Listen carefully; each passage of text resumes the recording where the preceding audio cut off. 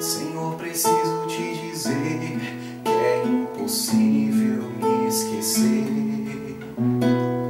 que não estou só nessa batalha entre o bem e o mal. A cada nova experiência eu te glorifico mais. Te ter é a maior diferença em mim. Combates eu não combater, minha coroa não conquistarei, se minha carreira eu não completar, de que vale a minha fé tanto guardar, se perseguido aqui eu não for, sinceramente um bom cristão não sou. A tua glória quero conhecer, viver a experiência de sobreviver.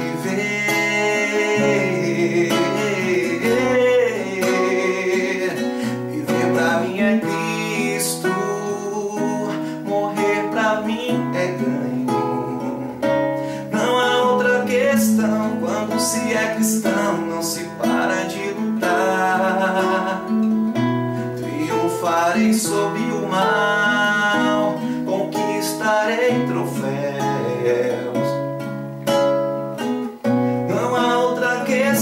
Quando se é cristão não se para de lutar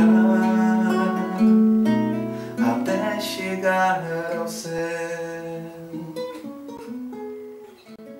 Que o sinal da Santa Cruz livre-nos Deus dos nossos inimigos. Olá meu irmão, olá minha irmã. Nós refletimos hoje sobre dentro do 13º domingo do tempo comum, porém na solenidade de São Pedro e São Paulo. Então a nossa igreja, ela se reveste de uma tonalidade vermelha, porque ambos viveram a graça do testemunho da fé dentro do martírio, dentro da entrega e de sua morte. Então a solenidade de São Pedro e São Paulo é refletirmos estas duas personalidades da nossa igreja, da nossa fé, aqueles que o primeiro, que seguiu mais de perto o Senhor, teve a oportunidade de renovar a sua fé depois das negações tão conhecidas que foram as negações de Pedro diante do evento da paixão do Senhor. Depois o próprio Jesus confirma a fé, ou seja, confirma na fé aquele que teria se afastado. Então a missão de Pedro especificamente é a confirmação. Então, confirmando Pedro, Jesus confirma toda a sua igreja, confirma e dá a Pedro não apenas esta habilidade, mas esta unção de também consagrar, de também trazer para o aprisco do Senhor tantas e tantas almas. Esta é a nossa primeira personalidade. E a segunda personalidade que vamos refletir também é a de Paulo. A sua liberdade na fé, depois de um encontro, digamos, com o Senhor espiritual, um encontro com a presença de Jesus, já glorificado, Saulo muda então sua mentalidade para a mentalidade daquele que agora entrará na defesa dos cristãos. Então, é um homem que viajará muito para anunciar o próprio Jesus por meio do seu testemunho, também um testemunho de fé. Assim, meus irmãos e irmãs, inicialmente é preciso refletir sobre a concepção do que vem a ser pastor. Porque em Pedro nós temos a graça na igreja da apostolicidade, ou seja, não houve hiatos, não houve um espaço vazio desde que Pedro assumiu a sua missão de aqui na terra ligar, aquilo que ligar aqui na terra será ligado no céu, aquilo que desligar aqui na terra será desligado no céu. Então, de Pedro para cá, nós tivemos a graça da unidade apostólica por meio da eclesiologia por meio dos nossos papas. Então Pedro foi aquele primeiro cuidador, né, aquele zelador, né, da missão que o próprio Jesus deixou neste testamento, de acolher, mas também de religar na fé a todos aqueles que entram numa experiência, aqueles que entram na comunidade. Então, uma experiência visível da nossa igreja.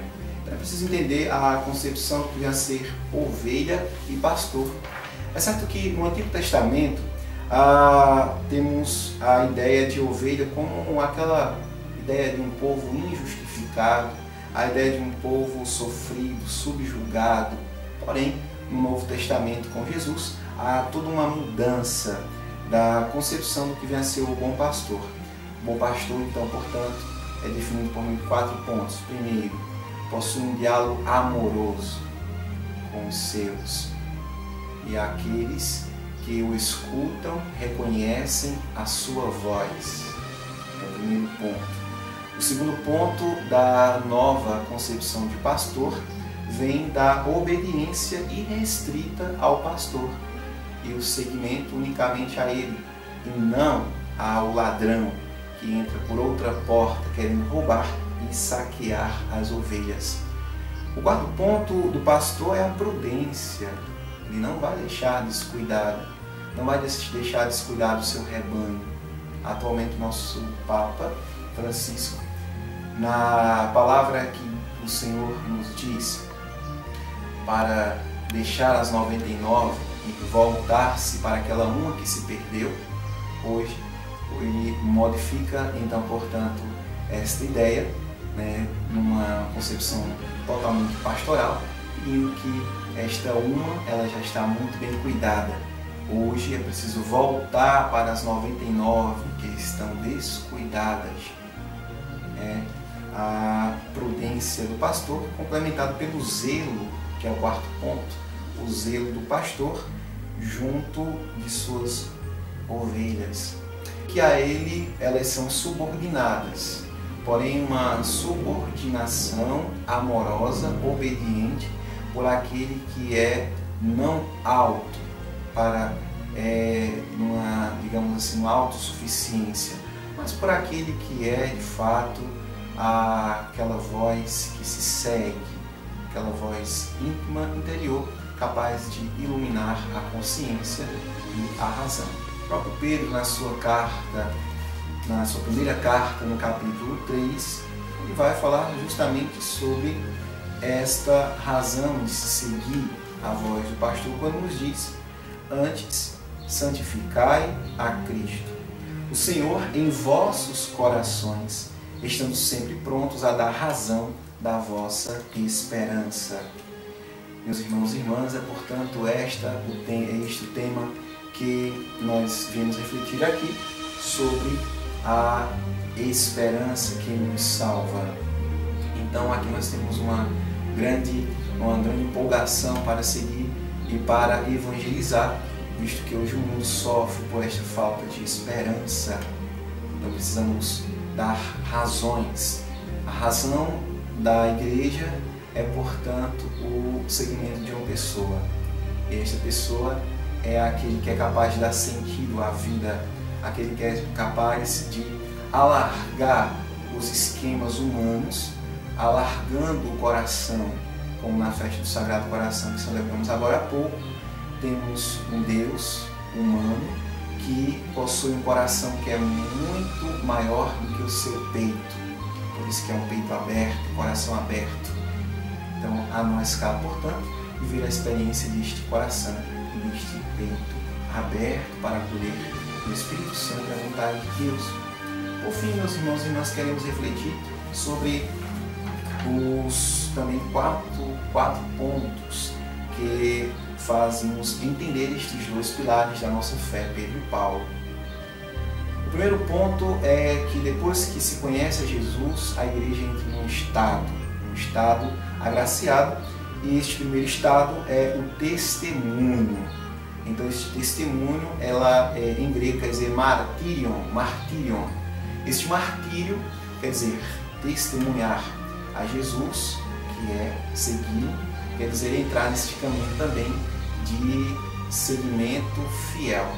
E como nós sabemos, lembremos que o nosso Deus ele foi até a morte de cruz, vindo a ressuscitar por todos nós, nos dando a vida eterna, uma vida nova. O segundo ponto do seguimento de Jesus é o anúncio explícito da sua pessoa, que vai nos entender no anúncio profético. Este anúncio quer dizer o querigma, que é transmitir muito mais do que um texto bíblico. É transmitir toda a força, a potência que esta palavra, que é o próprio Jesus, tem a nos revelar como um caminho. O terceiro ponto que vamos observar nesses dois pilares da nossa fé de Pedro e Paulo é a sua especificidade de serem catequistas, ou seja, ecoaram, portanto, o ensinamento, os mandamentos do Senhor num campo moral, num campo humano, num campo pastoral. Então, em grego quer dizer didaskalon, a didascalia, ou seja, o ensino como mestres ou seja, como doutores, portanto, de uma ciência, que é a ciência divina, que em certo ponto não depende de nós, mas, portanto, da própria graça de Deus. E o quarto ponto da teologia é reconhecê-lo como Senhor, como o próprio Paulo, como o próprio Pedro nos relata na sua carta, de santificar o Senhor em nossos corações. Então, meus irmãos e irmãs, que nesse testemunho de fé que encontramos nos nossos pilares da fé, Pedro e Paulo, possamos também renovar a nossa fé e, como Paulo, considerar tudo como perda em virtude do bem supremo que é Cristo Jesus. Como nós cantamos, viver para mim é Cristo, morrer para mim é ganho. O Senhor, portanto, nos renove nesta solenidade de São Pedro e São Paulo e também nos vistamos com as cores, com a cor do martírio, ou do martírio branco, não aquele martírio de sangue, mas se preciso for, e se for da graça de Deus, que ele venha e que, como estes nossos pilares da fé, não tenhamos conta de entregar a nossa vida, assim como disse Madre Teresa de Calcutá, amar até que o sangue dê na canela. Fique na paz do Senhor e até o nosso próximo encontro, se Deus quiser. Não há outra questão, quando se é cristão, não se para de lutar.